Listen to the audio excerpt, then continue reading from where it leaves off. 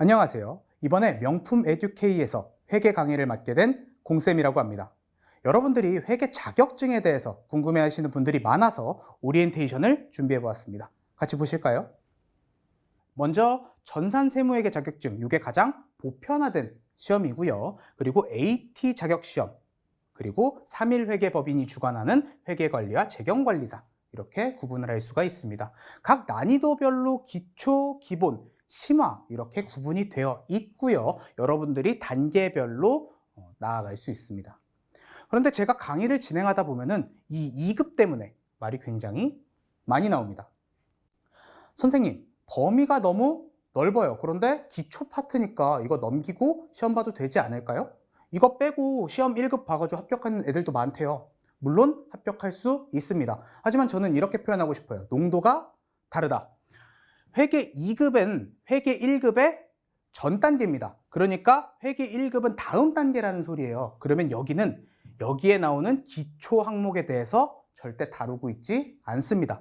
당연히 알 거라고 생각을 하기 때문에 표현을 안 해줘요. 이 다음 단계도 마찬가지고, 바꿔 말하면 회계 2급을 공부하지 않으면 여기에 나오는 기초 항목은 이 뒤에서 절대로 알 수가 없다는 소리예요.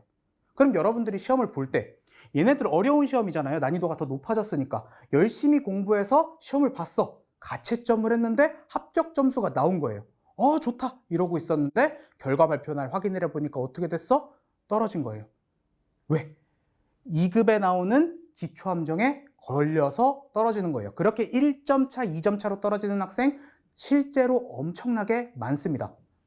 그래서 여러분들이 기초를 항상 다지고 그 다음을 해야지 조금 더 쉽게 나아갈 수 있다, 이렇게 말씀을 드리고 싶고요. 자격증에 대해서 조금만 더 살펴보면요.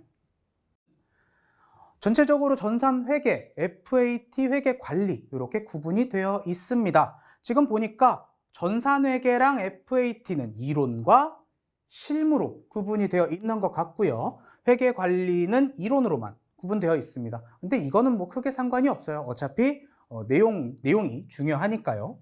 지금 보니까 자격증이 3개로 구분이 되어 있습니다. 그런데 중요한 건 뭐냐면은 범위예요. 3개가 어떻게? 똑같아요. 범위가 똑같다는 거는 출제되는 내용이 똑같다는 거예요. 바꿔 말하면 하나만 공부하면은 나머지 2개는 공부를 할 필요가 없다라는 소리죠. 그런데 여러분들은 어떻게 지금까지 공부를 했어요? 3가지 자격증이니까 3가지의 비용을 지불하고 공부를 했다는 소리죠. 너무 비효율적이지 않아요? 하나만 공부하면 나머지 2개는 따라와서 여러분들이 취득을 할 수 있어야 되는데, 그래서 이러한 상황을 보완하기 위해서 저희가 준비했습니다. 전산회계 2급, FAT 2급, 회계관리 3가지를 하나로 패키지로 묶어서 3관왕 패키지로 여러분들한테 준비를 했습니다. 전부 다 시험 범위가 같다고 했어요. 시험 범위가 같으면 이론 내용도 동일하겠죠. 이론을 통합해서 강의를 해드리도록 하겠습니다. 하지만 기관이 달라요.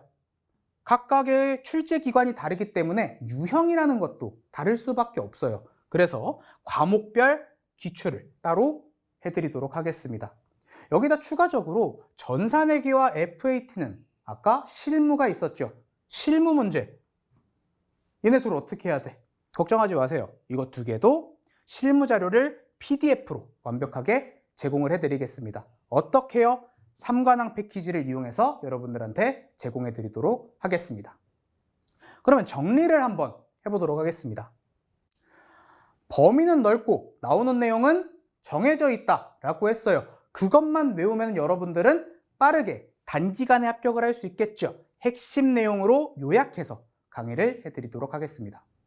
그런데 이렇게 생각할 수도 있어요. 핵심 내용, 자주 나오는 내용이라는 거는 예전부터 나오던 기출 유형이라는 거예요. 그럼 뭐에 취약해요?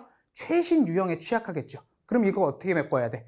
최신 기출 풀이를 해서 거기에 해당하는 빈틈을 메꾸면 된다. 이렇게 표현을 해드릴게요. 그리고 이 회계라는 문학 자체가 오래 지속되어 온 학문이다 보니까 조금 용어도 어렵고 그 다음에 한자로 된 게 좀 많아요. 이런 것들은 외우기가 어렵잖아요. 이런 것들 여러분들 쉬운 암기법을 제시해서 쉽게 풀 수 있도록 해드리겠습니다. 이건 예시를 한번 들어보면 좀 좋을 것 같은데, 여러분들이 회계를 시작하면 가장 먼저 첫 페이지를 피면 나오는 내용이에요. 회계 질적 특성. 회계가 가지고 있는 질적 특성이 목적 적합성 그리고 신뢰성, 이게 가장 중요한 질적 특성 중 하나거든요. 여기에 이제 하부 항목이 있어요. 예측 가치, 피드백 가치, 적시성, 그리고 신뢰성의 하부 항목은 표현의 충실성, 검증 가능성, 그리고 중립성까지.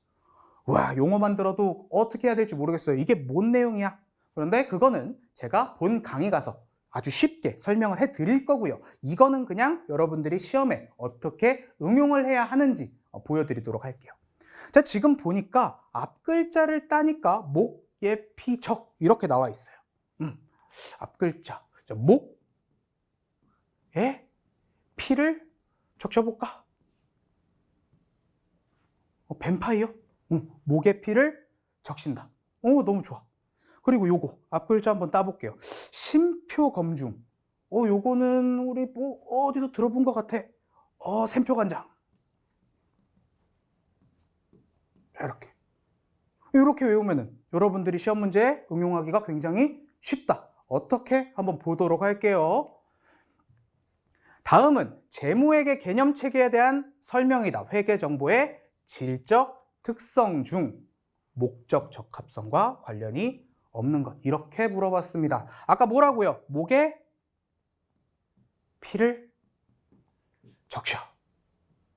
자, 목. 나왔어. 여기 나왔고. 피, 여기. 마지막, 적. 이렇게까지. 야, 그럼 안 나온 거 뭐 있어요? 여기 있네. 1번 정답은 뭐예요?